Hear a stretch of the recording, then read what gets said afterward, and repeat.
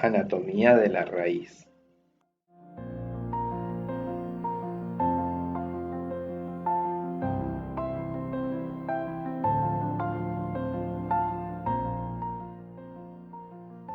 En la anatomía de la raíz vamos a estudiar la anatomía de raíz primaria y la anatomía de raíz secundaria. La raíz primaria se pueden distinguir tres zonas que se corresponden con los tres sistemas de tejidos observados en el vástago. La rizodermis, que se origina a partir del sistema dérmico, el córtex, que se origina a partir del sistema fundamental, y el cilindro vascular, que se origina a partir del sistema vascular.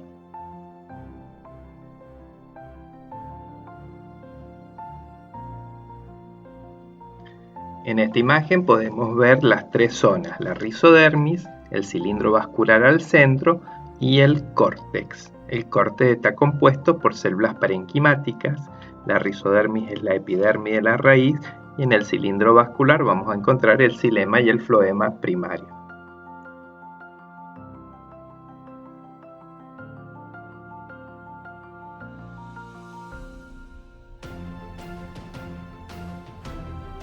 La rizodermis es la epidermis de la raíz. Típicamente es unistratificada, está compuesta entonces por una sola capa de células. Está formada por células alargadas, muy apretadas entre sí, de paredes delgadas, normalmente sin cutícula, y esto es lógico porque se tiene que permitir el ingreso de agua. En la región adyacente a la caliptra, las células de la rizodermis son pequeñas y con citoplasmas densos, sin vacuolas.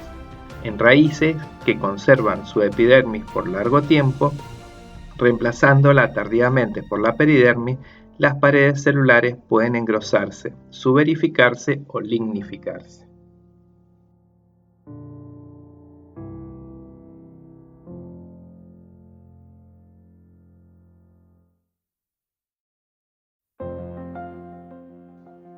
En la imagen podemos observar una semilla germinando y vemos la raíz como se va elongando, en el extremo la caliptra que protege al ápice y los pelos radicales muy abundantes.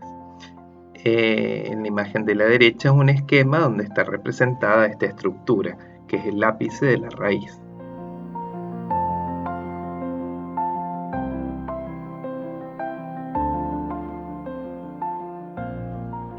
Los pelos radicales se encuentran en la zona pilífera. Pueden originarse en todas las células epidérmicas, en algunas llamadas tricoblastos o en la capa subepidérmica. Son tubulosos, raramente ramificados y tienen una vacuola central grande con citoplasma parietal. El núcleo es poliploide y va en el extremo que se alarga. Viven pocos días, su función es aumentar la superficie de absorción del agua.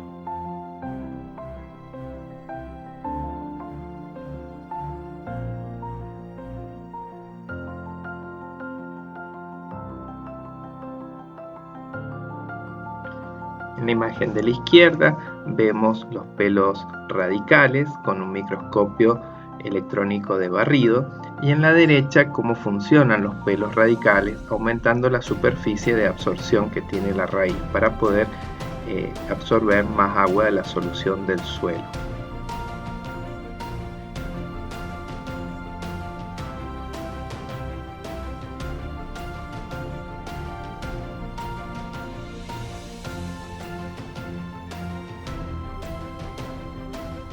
En las raíces de algunas especies como las orquídeas o las aráceas, son plantas epífitas que viven sobre otras plantas, presentan una rizodermis pluriestratificada denominada velamen. El velamen constituye una vaina formada por células muertas de paredes engrosadas.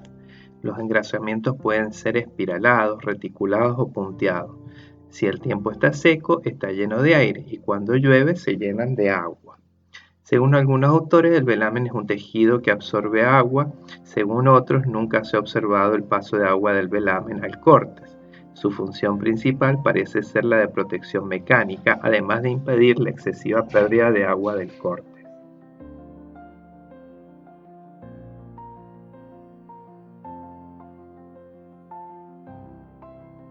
En esta imagen se puede ver a la izquierda las raíces de orquídeas epífitas. y a la derecha un corte transversal donde se observa el cilindro vascular, el córtex y el velamen.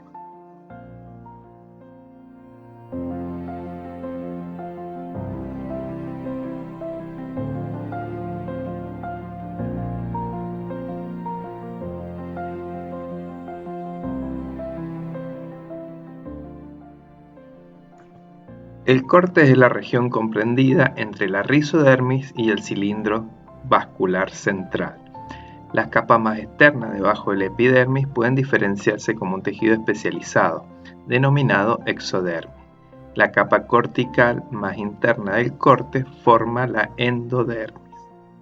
En la imagen se ve el córtex, la zona comprendida entre la exodermis y endodermis, y tiene estructura homogénea, o está formado por varios tipos de células.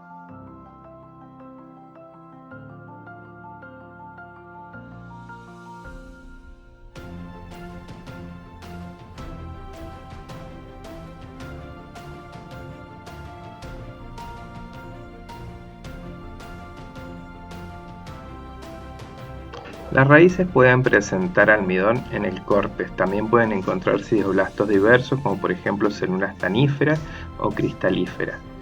Pueden estar presentes estructuras secretoras como espacios intercelulares lisígenos o esquizógenos en las raíces con crecimiento secundario de gimnospermas y dicotiledóneas que desprenden pronto su córtex. Este es parenquimático. En cambio, en las monocotiledóneas, donde se conserva a largo tiempo, hay esclerénquima. El esclerénquima puede tener disposición cilíndrica dentro de la exodermis o junto a la endodermis. El córtex de las plantas acuáticas y palustres está constituido por aerénquima.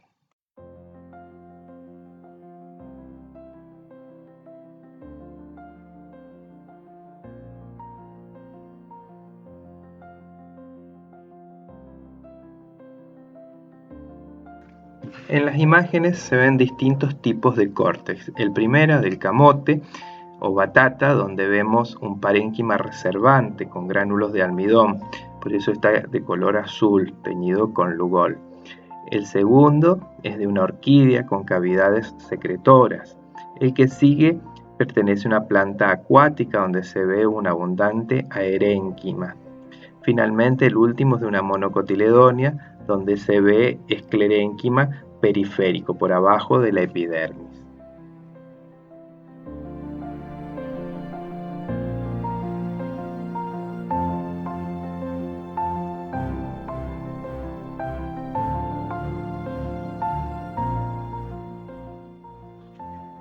Exodermis. La capa más externa del córtex puede diferenciarse formando una exodermis. No todas las raíces lo presentan.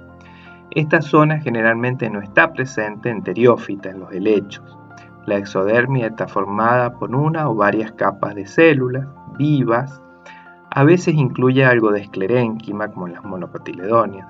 Sus células pueden ser todas alargadas o suberificadas o lignificadas, o algunas ser cortas y no estar lignificadas. Es sumamente variable.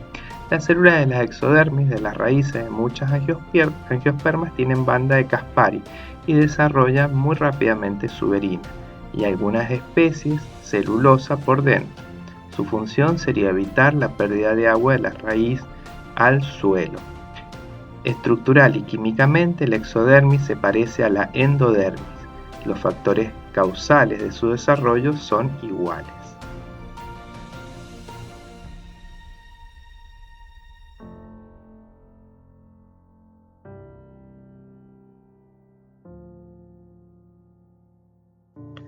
En las imágenes vemos dos cortes transversales de raíces, la de la izquierda de maíz, donde vemos un exodermis con paredes engrosadas, están transformadas en fibras, una esclerénquima transformado en fibras.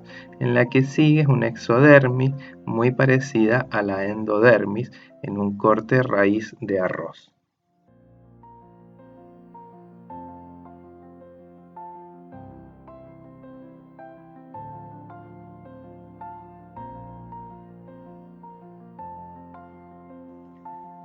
La endodermis es una capa de células dispuesta de modo compacto de aspecto parenquimático. Están provistas de lo denominada banda de Caspari, que es un engrosamiento a modo de cinturón dispuesto sobre las paredes anticlinales radiales.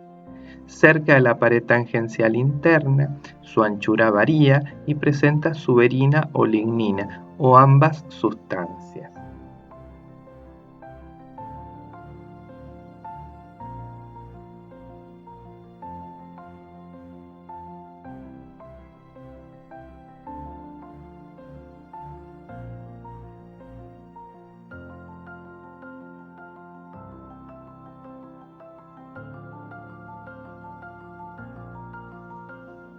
En la imagen vemos la endodermis y un esquema de la banda de Caspari que actúa como un cinturón en las paredes anticlinales. Estas evitan el ingreso de agua a través de la vía apoplasto, porque las paredes están impermeabilizadas con suberina.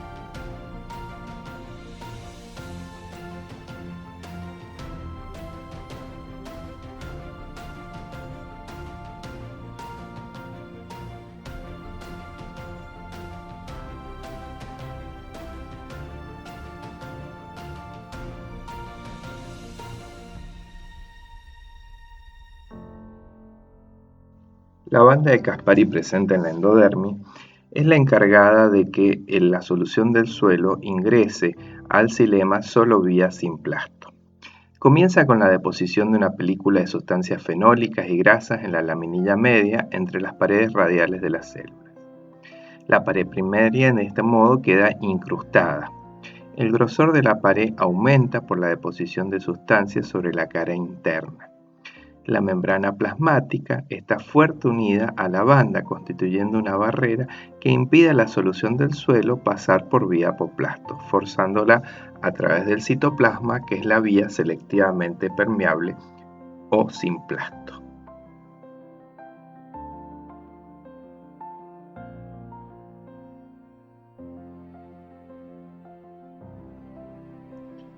La imagen de la izquierda es una fotografía electrónica donde se ve la banda de Caspari y la membrana plasmática fuertemente adherida a la misma. El esquema de la derecha representa la anatomía de la raíz, desde la epidermis, una exodermis, el córtex, la endodermis y el xilema y floema, el cilindro vascular. Lo que vemos en las líneas es la vía simplasto, que ingresa a la solución del suelo a través de un tricoblasto y se dirige hasta la endodermis, atravesando los distintos protoplastos de las células que atraviesa. Por el otro lado vemos la vía apoplasto, que la solución del suelo ingresa a través de los espacios intercelulares y de los espacios intermicrofibrilares de las paredes celulares, sin atravesar protoplastos, hasta llegar a la endodermis, donde es obligada a la vía simplasto, por la presencia de la banda de Caspari.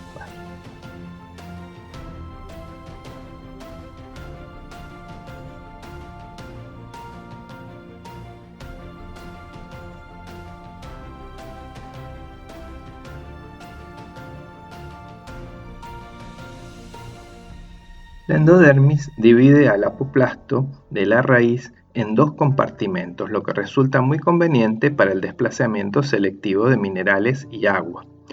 Los iones presentes en la solución del suelo pueden difundir libremente en todo el corte, pero no pueden atravesar la banda de Caspari. Para entrar al cilindro vascular, es decir, a la corriente transpiratoria, deben cruzar la membrana plasmática de una célula endodérmica, y así la planta controla qué iones ingresan y qué iones son excluidos.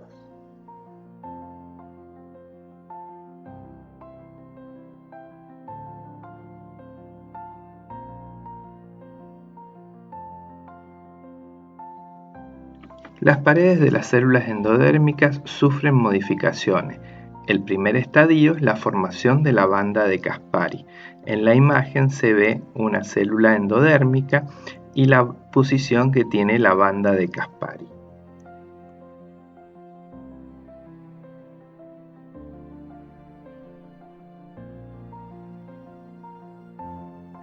En el segundo estadio, la suberina cubre el lado interno de toda la pared celular, especialmente en coníferas. En las plantas vasculares inferiores, la diferenciación de la endodermis termina en este punto. En la imagen vemos la pared primaria y la capa uniforme de suberina que se deposita. En la imagen de la derecha vemos un transcorte de la raíz primaria con las células endodérmicas en estado secundario de desarrollo.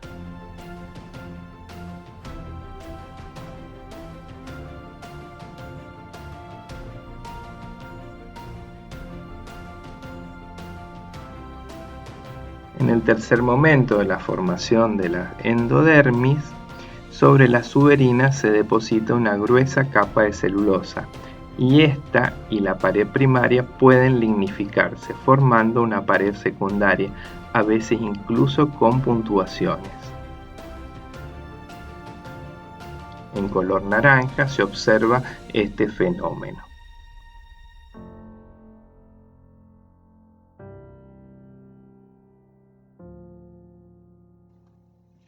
La banda de Caspari y los estadios sucesivos de desarrollo de la pared no se depositan simultáneamente en todas las células endodérmicas.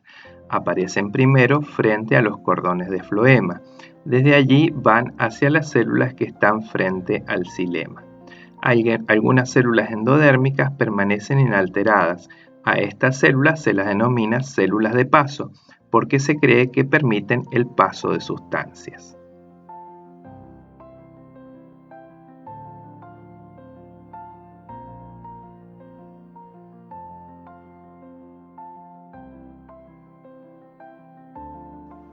En la imagen de la izquierda se puede ver una pared radial de célula endodérmica en el tercer estadio de desarrollo. El corte está hecho en un zapallo. En las dos imágenes de la derecha se pueden ver las células de paso en un trascorte de raíz de dicotiledonia a la del centro, monocotiledonia a la derecha. Podemos darnos cuenta que en la monocotiledonia vemos en el centro parénquima medular, cosa que no aparece en las dicotiledonias.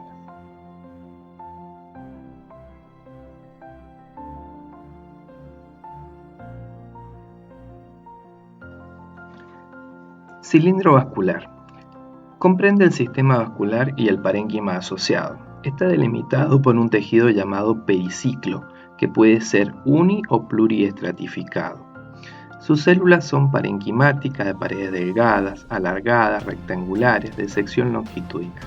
Pueden contener laticíferos y conductos secretorios. En angiospermas y gimnospermas el periciclo tiene actividad meristemática. En su momento, cuando comienza el crecimiento secundario, es el que origina el cambio, el felógeno y las raíces laterales.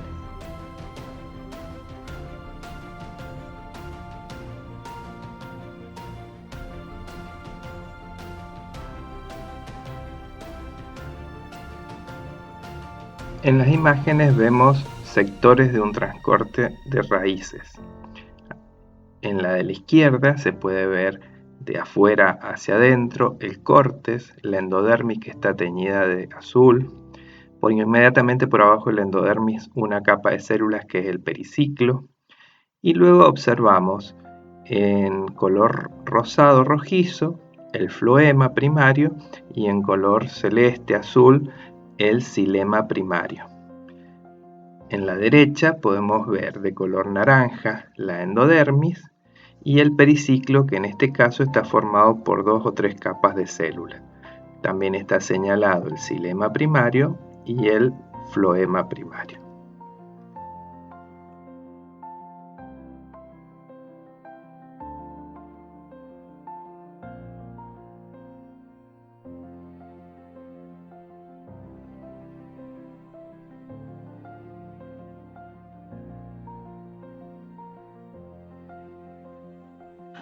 Sistema vascular.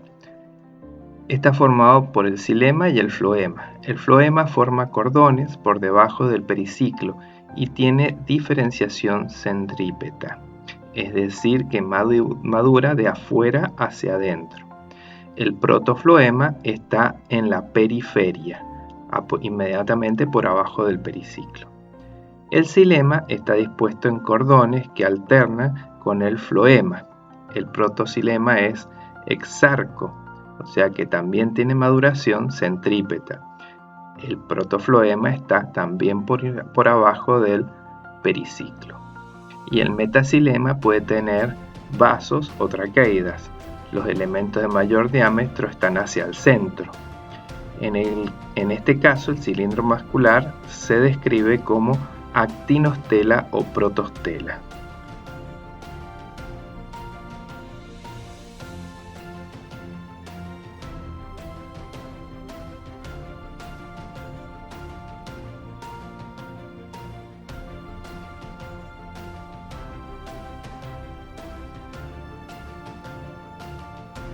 En las imágenes vemos el cilindro vascular. En la imagen superior vemos el cilindro vascular delimitado por la endodermis, que es de color naranja. Inmediatamente por abajo vemos el periciclo y luego los tejidos vasculares. Vemos en color celeste el xilema primario y vemos que el protofloema está hacia el exterior y el metafloema está hacia el interior. Lo mismo sucede con el xilema. El protoxilema está hacia el exterior y el metaxilema hacia el interior. La maduración es de afuera hacia adentro, por lo tanto es centrípeta o exarca. A esta disposición de los tejidos vasculares se la denomina protostela modificada, que es una actinostela, vendría a decir estrella. En la imagen inferior es una porción nada más del cilindro vascular y se ve exactamente lo mismo, solo que en el centro lo que vemos es parénquima, dado que es de Asparagus, que es una monocotiledonia.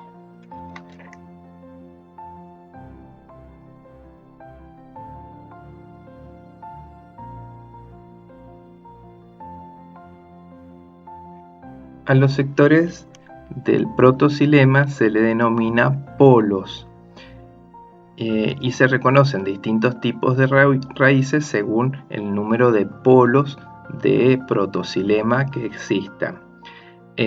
Una raíz monarca quiere decir que tiene un solo polo de protoxilema, una diarca, dos polos de protoxilema, una triarca como la que está en la imagen central tiene tres polos de protoxilema. Una tetrarca, como la que está en la imagen de la derecha, tiene 4 polos de protoxilema. Y así podemos seguir, y cuando ya son muchos los polos de protoxilema se la llama poliarca.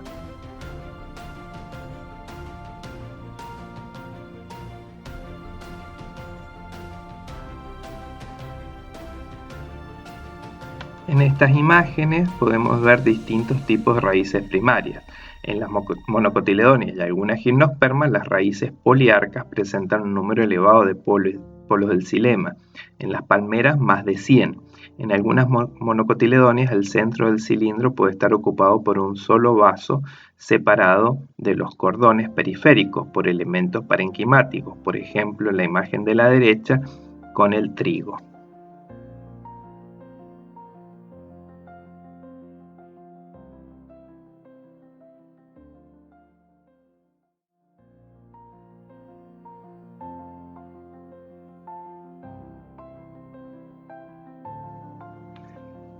Diferenciación longitudinal de la raíz. En el tallo, la diferenciación longitudinal es compleja por la presencia de hojas, en cambio en la raíz es simple. El sistema vascular se diferencia como una estructura axial. El procambium se diferencia en sentido acrópeto, en el que se delimita primero el periciclo, luego las partes correspondientes al floema y luego las del xilema, células de mayor tamaño más vacuolizadas. En ambos sentidos acrópeto. El protoxilema madura cuando el proceso de elongación se ha completado. Las bandas de Caspari se desarrollan antes de la maduración de los elementos protoxilema. Acrópeto significa que desarrolla desde la base hacia el ápice.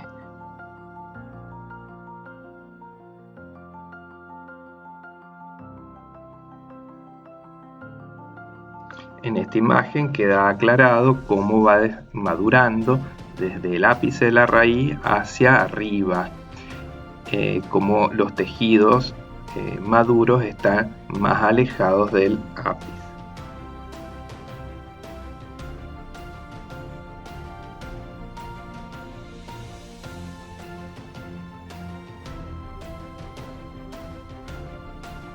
Una particularidad de la raíz es la presencia de caliptra.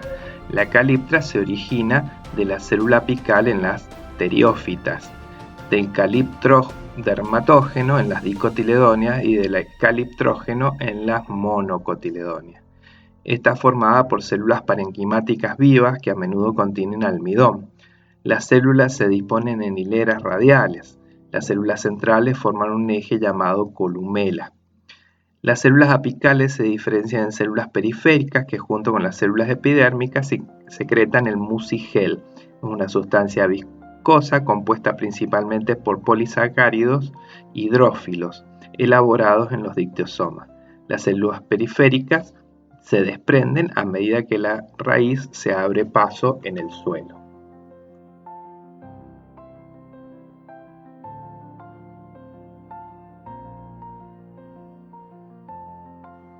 Las ramificaciones en el vástago son exógenas, se originan en las yemas que son externas. En cambio, en las raíces laterales son endógenas. En teriófitas se forman a partir de la endodermis, en angiospermas y gimnospermas se forman a partir del periciclo y se inician por divisiones anticlinales y periclinales en un grupo de células que forman el primordio de la raíz lateral, que crece y penetra en el córtex.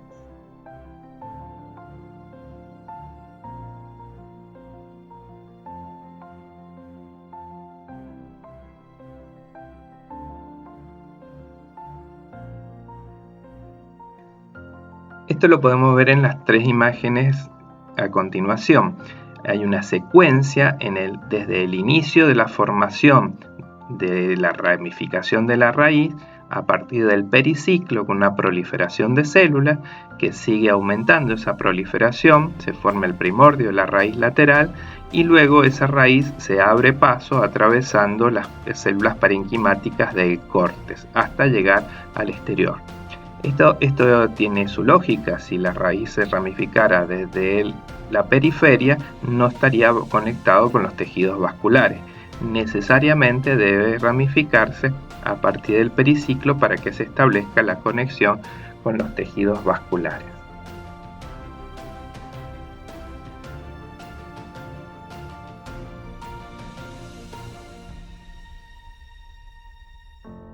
En la imagen se observa un transcorte de la raíz con tres ramificaciones que parten del periciclo. Antes de que la raíz lateral emerja a la superficie quedan delimitadas todas las regiones, meristema apical, caliptras, tejidos primarios.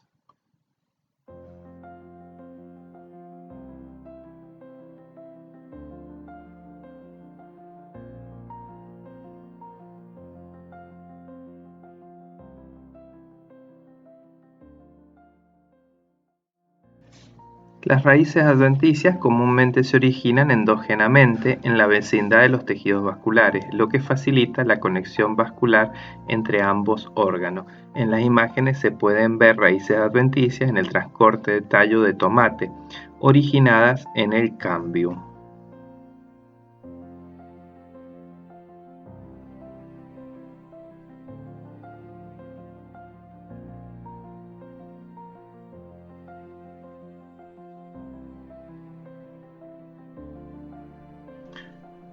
Estructura secundaria. Típicamente la estructura secundaria se presenta en gimnospermas y dicotiledóneas leñosas, sobre la raíz primaria y las raíces laterales principales. Las ramificaciones de último orden carecen de crecimiento secundario.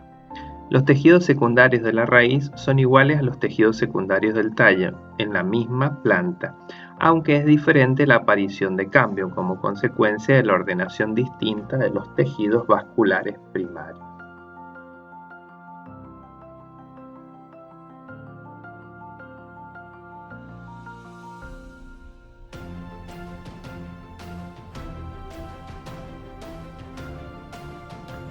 El cambium se inicia a partir de los restos de procambium, iniciándose en forma de arcos sobre el borde interno del floema, a partir de células procambiales no diferenciadas.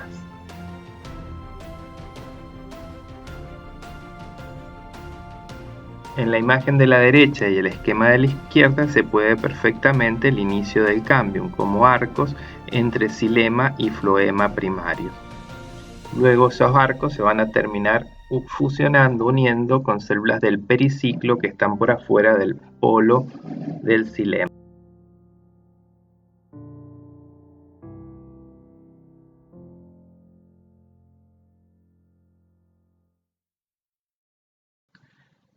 Los arcos que se forman entre xilema y floema primario, más los arcos que se forman por arriba de los polos del xilema en células del periciclo, se unen y forman una capa continua que en sección transversal tiene aspecto sinuoso. Finalmente adquiere forma cilíndrica debido a que el xilema secundario se deposita más pronto sobre el lado interno del floema que en el exterior del protoxilema.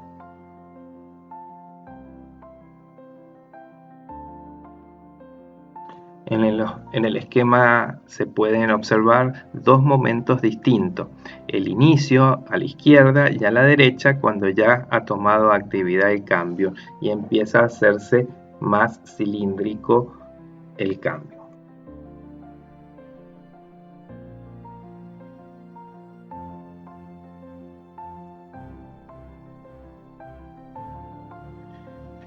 En la imagen se observa el transcorte de raíz secundaria de dos especies: tilo, que es una dicotiledonia, y metasequoia, que es una gimnosperma. Se puede observar el escaso desarrollo de los anillos de crecimiento en el leño y un floema bastante ancho en comparación con el xilema.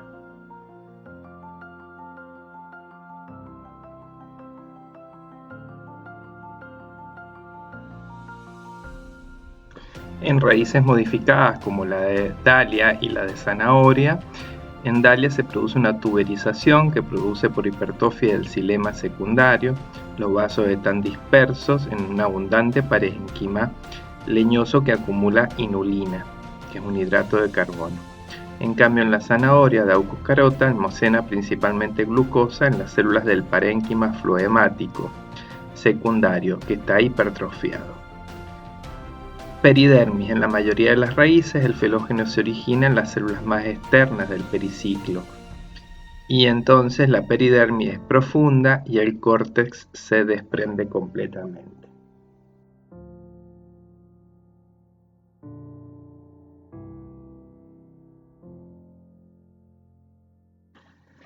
En la imagen se observa un transcorte de raíz secundaria de sauce, con una peridermis que se forma a partir del felógeno y el córtex desprendiéndose, dado que el felógeno se origina en el periciclo.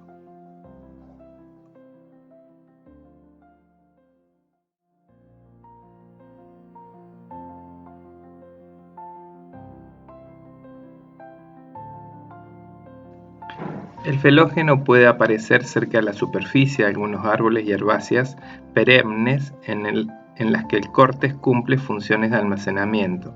En este caso, la peridermis superficial y el córtex se conservan. En la raíz de batata surge inmediatamente por debajo de la exodermis. En citrus, la primera peridermis es superficial y las siguientes son profundas.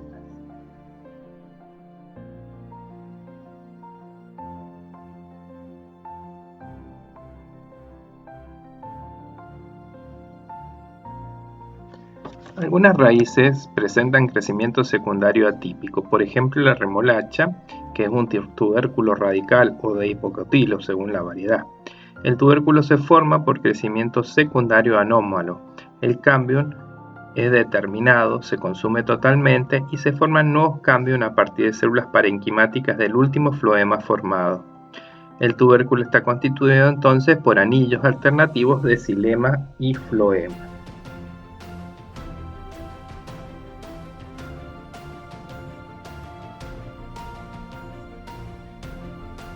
El enorme aumento del diámetro de la remolacha se debe a las divisiones celulares y agrandamiento celular que ocurren simultáneamente en todos los anillos, gracias a la limitada formación de elementos cinemáticos lignificados y a la abundancia de células parenquimáticas.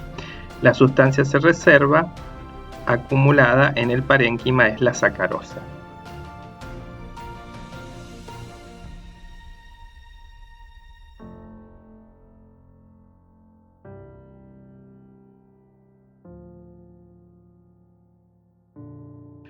En las raíces de batata, el crecimiento secundario se inicia normalmente. Luego se forman cámbiones adicionales dentro del xilema secundario en torno a los vasos individuales o a grupos de vasos, a partir de parénquima paratraqueal. Estos cámbiones producen algunos elementos de vasos hacia adentro y algunos elementos cribosos hacia afuera, pero sobre todo producen abundantes células parenquimáticas de almacenamiento. Este proceso se repite indefinidamente. En estas raíces no se forma una corteza.